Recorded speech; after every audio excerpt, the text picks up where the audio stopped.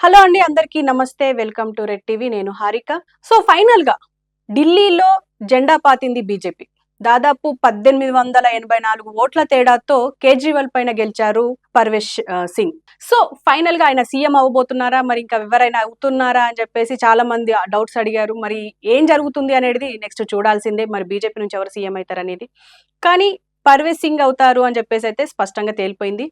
కానీ ఇంకొక మాట ఏంటంటే, అసలు కేజ్రీవాల్ ఎందుకు ఓడిపోయారు అండ్ కేజ్రీవాల్ చేసిన తప్పిదాలేంటి, ఇంకా అక్కడ తీసుకురావాల్సిన పథకాలేంటి, అసలు చేయాల్సింది ఏంటి? ఆల్రెడీ ఆయన విద్య వైద్యం రెండు ఫ్రీగా ఇస్తున్నప్పుడు అసలు ఏం జరుగుతుంది? అంటే ఆ, ఇవి మౌలిక సదుపాయాలు కదా, మరి ఇవి ఇచ్చినప్పుడు ఎందుకు ప్రజలు ఓడగొట్టేశారు, ఆయనని ఎందుకు ఎంచుకోలేదు అని చాలా మంది ఆలోచిస్తున్నారు అండ్ చాలా మంది బాధపడుతున్నారు.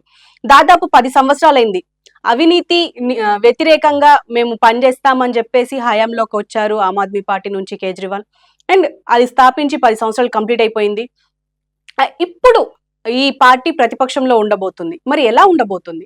కానీ ఈయన ఓడిపోవడానికి కారణం ఈయన చేసిన ఓవర్ యాక్షన్ అని చెప్పేసి చాలా మంది అంటున్నారు. అందులో ముఖ్యంగా ఒక వీడియో వైరల్ అవుతుంది, అది కూడా మీకు వినిపించే ప్రయత్నం చేస్తాను. मैं नरेंद्र मोदी जी को कहना चाहता हूँ, मोदी जी इस जन्म में तो आप हमको नहीं हरा सकते दिल्ली के अंदर आम आदमी पार्टी। आपको दूसरा जन्म लेना पड़ेगा, इस जन्म में तो नहीं हरा सकते आप आम आदमी पार्टी को दिल्ली का। సో మీకు ఇక్కడే అర్థమైపోయి ఉంటది. దీన్ని నేను తెలుగులో చెప్పడానికి ప్రయత్నం చేస్తా. ఏంటంటే, ఒకవేళ మోదీ నన్ను ఈ ఢిల్లీలో ఓడించాలని ప్రయత్నం ఏమైనా చేస్తే దాన్ని విరమించుకోండి, మీకు ఇంకో జన్మ పడుతుంది, ఆ జన్మలో కూడా ట్రై చేసుకుంటే చేసుకోండి అని అంటున్నారు.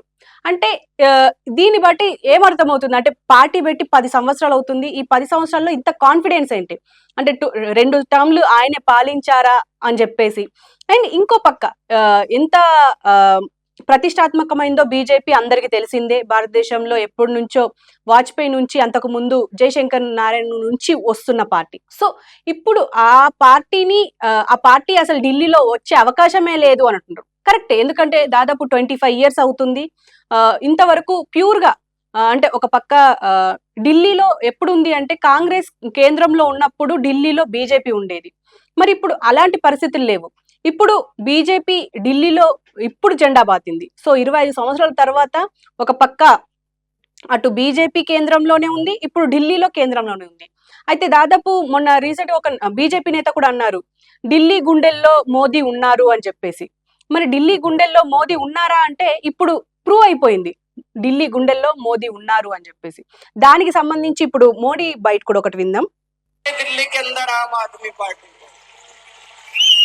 आपको दूसरा जन्म लेना पड़ेगा, इस जन्म में तो नहीं हरा सकते आप आम आदमी पार्टी को दिल्ली का मालिक होने का घमंड था उनका, सत्य सामना हो भी गया. సో మోదీ ఒకటే మాట అన్నారు, ఢిల్లీ మాలిక్ అతనే ఉన్నాడు అని చెప్పేసి. గమండ్ అంటే ఒక ఓవర్ కాన్ఫిడెన్స్ ఉందే, ఇప్పుడు అది కూడా క్లియర్ అయిపోయింది అని చెప్పేసి అంటున్నారు. సో ఫైనల్ గా చెప్పాల్సింది ఏంటి అంటే, ఈ ఓవర్ యాక్షన్ విషయంలో మాట్లాడుకుంటే, మనం దాదాపు మన తెలంగాణలో ఏం జరిగిందో మనం చూసాము. కేసీఆర్ ఆల్రెడీ 10 సంవత్సరాలు చేశారు. ఆయన చేసిన తర్వాత ఇక మళ్ళీ 3వ టర్మ్ కూడా మేమే వస్తాము, హ్యాట్రిక్ కొట్టబోతున్నాము అని చెప్పేసి చాలా ధీమా వ్యక్తం చేశారు. మిగతా ఎమ్మెల్యేలు, కార్పొరేటర్లు, బీఆర్ఎస్ లో ఎవరెవరైతే ఉన్నారో అందరూ చాలా కాన్ఫిడెంట్ గా ఉండే, తెలంగాణలో మళ్ళీ 3వ టర్మ్ కూడా మేమే వస్తాము అని చెప్పి. మరి ఏమైంది ఫైనల్ గా? ఏమైంది అసలు? కాంగ్రెస్ కి అసలు ఓట్ బ్యాంకే రాదు అని అనుకున్నారు. వస్తే ఇంకా సెకండ్ లో బీజేపీ అయినా వస్తుందేమో గానీ కాంగ్రెస్ కి అసలు లేనే లేదు అన్నారు. కానీ కాంగ్రెస్ ఇప్పుడు ప్రభుత్వంలో ఉంది. మరి అలాగే ఇప్పుడు ఏపీలో చూసుకున్నా కూడా వైనాట్ 175 అన్నారు. వెళ్లే ముందు కూడా ప్రతిసారి అంటే ఈ రిజల్ట్స్ వచ్చేదాకా వైనాట్ 175, వైనాట్ 175 అని చెప్పేసి అన్నారు. కానీ ఫైనల్ గా చూస్తే అక్కడ కూడా అసలు కూటమి ప్రభుత్వంలోకి వస్తుంది అని అనుకోలేరు, కానీ డైరెక్ట్ వచ్చేసింది. అంటే ఇక్కడ ఏం జరిగింది అని అంటే, ఓవర్ కాన్ఫిడెన్సే ఇక్కడ ముంచేసిందా అని అంటే అవునని చెప్పుకోవాలి, జనరల్ గా చెప్పాలి అంటే. ఇప్పుడు అక్కడ కూడా ఇప్పుడు కేజ్రీవాల్ మాటలు విన్నా కూడా అసలు ఢిల్లీలో అడుగుపెట్టే అవకాశమే ఎవ్వరికి లేదు, ఓన్లీ ఆమ్ ఆద్మీ పార్టీకే ఉంది, ఇంకో జన్మెత్తాలి మోడీ నన్ను ఓడగొట్టాలి అని చెప్పేసి అన్నారు. సో ఇది కూడా ఓవర్ కాన్ఫిడెన్స్ కింద లెక్క కట్టొచ్చు.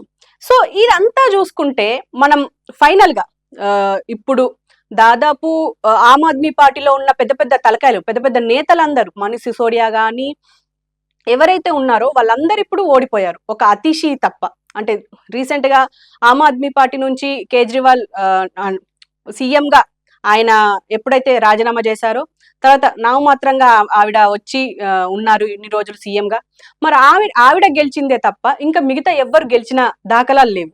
ఇప్పుడు ఇవన్నీ మాట్లాడుకునే ముందు అసలు కేజ్రీవాల్ ఎందుకు ఓడిపోయారు, కేజ్రీవాల్ కానీ ఆమ్ ఆద్మీ పార్టీ నేతలంతా ఎందుకు ఓడిపోయారు అంటే వాళ్ళు తీసుకొచ్చిన సంస్కరణలు కానీ వాళ్ళు తీసుకొచ్చిన పథకాలు కానీ ఏమైనా సక్సెస్ కాలేవా అంటే విద్య, వైద్యం ఇవి రెండు చాలా సక్సెస్ఫుల్ గా నడిచాయి.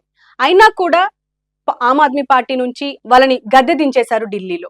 అసలు ఏం జరుగుతుంది అంటే మనం ముందుగా ఫస్ట్ ఆమ్ ఆద్మీ పార్టీ రావడానికి అండ్ కేజ్రీవాల్ రావడానికి ఒకటే ఒక కారణం, అవినీతి నిర్మూలన అని చెప్పేసి వచ్చారు. ఈ అవినీతి నిర్మూలన ఏంది అంటే ఎక్కడ అవినీతి ఉండొద్దు, అంతా సాఫీగా జరగాలి, క్లియర్ కట్ గా ఉండాలి, అసలు ఎక్కడ స్కామ్లు ఉండొద్దు, కాంగ్రెస్ అంటేనే స్కామ్ చేస్తుంది. అండ్ షీలా దీక్షిత్ గారు ఆవిడ ఎంత స్కామ్ చేశారు, ఆవిడ ఇంట్లో 12 ఏసీలు, బాత్రూమ్ లో ఏసీ, అక్కడ ఏసీ, ఇక్కడ ఏసీ అని చెప్పేసి అన్నారు. మరి ఇప్పుడు ఆయనది ఏంటి, అసలు ఆయనకు మైనస్ అయ్యింది ఏంటి అని అంటే ఒకటి ఆయన శేష్ మహల్ అని చెప్పేసి ఈయనకే ఉంది, ఆయన దాన్ని రెనోవేషన్ చేయించారు అని చెప్పేసి దాంట్లో కర్టెన్స్ కి లాక్స్ పెట్టారు అని చెప్పేసి ఒక వీడియో అయితే మనకు బాగా వైరల్ అయ్యింది. అండ్ దానికి సంబంధించి అంటే ఈయననే అందరినీ విమర్శించాడు, ఆమెకి ఇంత పెద్ద ఇల్లా, ఈయనకి ఇంత పెద్ద ఇల్లా, ఆవిడకి అన్ని ఏసీలా అని చెప్పేసి అన్నారు. అంటే జనరల్ గా షీలా దీక్షిత్ గారి వల్ల ఢిల్లీ చాలా డెవలప్ అయ్యింది అన్నది చాలా పెద్దల అందరూ మాట్లాడే మాట. ఎందుకు అనంటే ఆవిడ ఉన్న టైంలోనే ఢిల్లీలో చాలా వరకు సంస్కరణలు వచ్చాయి, చాలా వరకు ఈవెన్ అక్కడ కేంద్రంలో ఎవరున్నా సరే ఇక్కడ ఢిల్లీ మాత్రం చాలా స్ట్రాంగ్ గా ఉండేది. ఈవెన్ మనం చిన్న ఉండుంటాం మన జనరేషన్ లో, అప్పుడు మనం చిన్న ఉంటాం కాబట్టి అప్పటికి మనకు షీలా దీక్షిత్ అనే వ్యక్తి మనకు బాగా తెలుసు, ఎందుకంటే ఆవిడ చేసిన డెవలప్మెంట్ గురించి మనకు చాలా మంది చెప్పేవాళ్ళు కూడా. అండ్ దీంట్లో ముఖ్యంగా మాట్లాడాలంటే ఇప్పుడు ఏవైతే ఆయన విమర్శించి వచ్చారో అంటే ఈ పార్టీ ఇలా చేస్తుంది, అసలు ఎలాంటి డెవలప్మెంట్ లేదు, నేను తీసుకొస్తా డెవలప్మెంట్ అండ్ అవినీతి లేకుండా చేస్తాము అని చెప్పేసి అన్నారు. అయితే ఆయనే వచ్చిన తర్వాత మనం రీసెంట్ గా చూసాము ఢిల్లీ లిక్కర్ స్కామ్.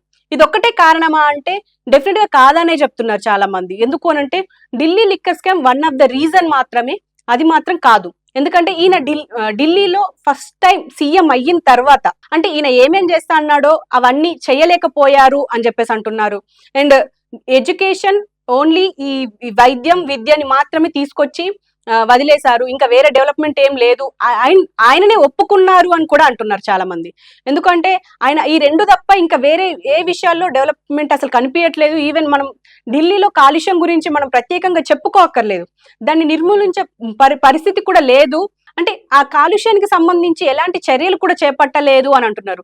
అండ్ కొంతమంది కమెంట్ ఏం చేస్తున్నారంటే మనకు అసలు ఢిల్లీని కాలుష్యం లేకుండా చెయ్యాలి అని అంటే ఖచ్చితంగా దాని చుట్టుపక్కల చెట్లైనా నాటాల్సింది. అసలు ఆ సిచ్యువేషన్ కానీ అలాంటి ప్రస్తావన కానీ ఏమైనా చేశారా ఈ నేతలు అని చెప్పేసి కూడా మాట్లాడుతున్నారు. అండ్ ఇంకొకటి రీసెంట్ గా అదే ఆప్ కి సంబంధించిన ఎంపీ ఒక అమ్మాయి, ఆమె బయటికి వచ్చి అంటే ఆ ఉమెన్ బయటికి వచ్చి చాలా వరకు ఆరోపించింది. అంటే కేజ్రీవాల్ నన్ను పట్టించుకోవట్లేదు, అక్కడ ఆయన వ్యక్తి, ఆయన అనుచరుడే నన్ను కొట్టాడు ఆయన ఇంటికి వెళ్తే, అండ్ దారుణంగా నన్ను ఎక్కడంటే అక్కడ కొట్టి నన్ను బయటికి గెంటేశారు. ఆ విషయం ప్రస్తావిస్తే మాత్రం నన్ను అసలు పట్టించుకోలేదు, నన్ను బయటికి గెంటేసినంత పని చేశారు అని చెప్పేసి కూడా మనకు ఒక క్లిప్ అయితే వైరల్ అవుతుంది. సో ఇవన్నీ ఇంకా చెప్పుకోవాలంటే చాలా ఉన్నాయి. కానీ ఆయన చెప్పిన ఏంటి, చేస్తున్న ఏంటి, అసలు చెయ్యాల్సినవి ఏంటి, అసలు చెయ్యని ఏంటి అని చెప్పేసి అసలు ఢిల్లీ అంటేనే చాలా ఎడ్యుకేటెడ్ గా ఉంటారు అక్కడ. ఎందుకంటే మనం రీసెంట్ గా చూసాము మనకు బీజేపీకి కూడా ప్లస్ అయింది ఏంటి అని అంటే యూనియన్ బడ్జెట్. ఎందుకంటే 12 lakhs వరకు ట్యాక్స్ రిలాక్సేషన్ ఇచ్చారు. అయితే ఈ 12 lakhs రిలాక్సేషన్ అనేది అక్కడ బాగా సెట్ అవుతుంది, ఎందుకంటే అక్కడ కాస్ట్ ఆఫ్ లివింగ్ ఎక్కువ. దాదాపు ఒక సంవత్సరానికి 80 నుంచి 80,000 అంటే ఉన్నాయి అని అంటే అవి వాళ్ళకి ఏదో విధంగా యూజ్ అవుతుంది. ఎందుకంటే మన దగ్గర